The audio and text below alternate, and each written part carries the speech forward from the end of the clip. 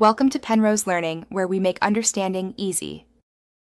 You start by identifying your Mac model and current Mac OS so you know which iMovie builds are compatible. Open About This Mac, write down the model and version, and confirm you have several gigabytes free. Once done, decide whether to upgrade the OS or install an older iMovie package. The why is simple. Compatibility depends on both hardware and Mac OS.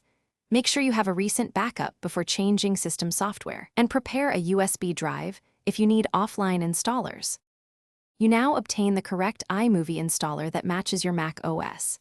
If you previously downloaded iMovie, open the App Store Purchases tab and try re-downloading the compatible version.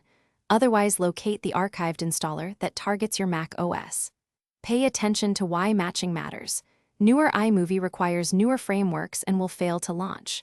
Once you have the DMG or package, verify its checksum if available. Then mount it and run the installer, or drag the app to Applications as instructed.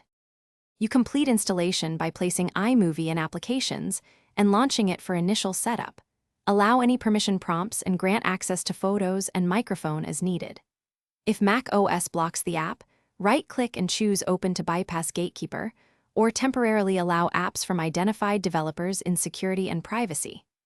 If it still fails, reset iMovie preferences, reinstall required frameworks like older QuickTime components, and read console logs to pinpoint errors.